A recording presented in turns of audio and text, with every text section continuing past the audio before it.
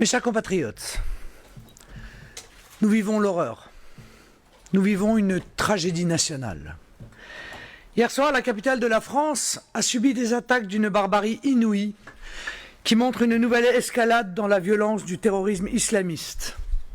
Pour la 6e fois en 2015, il a frappé notre pays. La France pleure ses morts et je pleure avec elle. Je pense aussi aux nombreux blessés, certains dans un état critique. Je veux faire part aux familles éprouvées et meurtries de ma plus vive compassion et de ma solidarité. Je salue le dévouement et le professionnalisme de nos forces de l'ordre et de nos services de secours et je veux leur dire ma considération. Ils forcent l'admiration de toute la nation. La France et les Français ne sont plus en sécurité. Mon devoir est de vous le dire. Et des mesures d'urgence s'imposent. La France doit enfin déterminer quels sont ses alliés et quels sont ses ennemis. Ses ennemis, ce sont ces pays qui entretiennent des relations bienveillantes avec l'islamisme radical. Ce sont aussi ces pays qui ont une attitude ambiguë avec les entreprises terroristes. Tous ceux qui les combattent sont des alliés de la France et doivent être traités comme tels. Le président de la République a annoncé l'état d'urgence et le contrôle temporaire aux frontières, c'est bien. Mais quoi qu'en dise l'Union européenne, il est indispensable que la France retrouve la maîtrise de ses frontières nationales définitivement.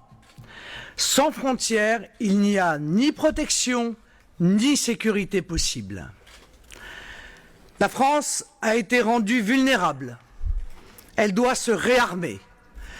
Car depuis trop longtemps, elle subit un effondrement programmé de ses capacités de protection et de défense face à des menaces pourtant prévisibles et croissantes. Elle doit rétablir ses moyens militaires, de police, de gendarmerie, de renseignement et de douane.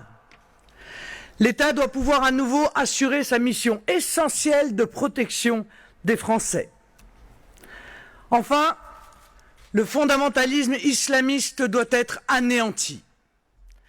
La France doit interdire les organisations islamistes, fermer les mosquées radicales et expulser les étrangers qui prêchent la haine sur notre sol, ainsi que les clandestins qui n'ont rien à y faire. Quant aux binationaux participants de ces mouvances islamistes, ils doivent être déchus de leur nationalité et interdits de territoire. Mes chers compatriotes, nous sommes un peuple courageux. La nation doit être unie dans cette épreuve. Au-delà des mots, c'est l'action forte et implacable qui protégera les Français et pérennisera cette unité. Vive la République, vive la France. Je vous remercie, mesdames et messieurs.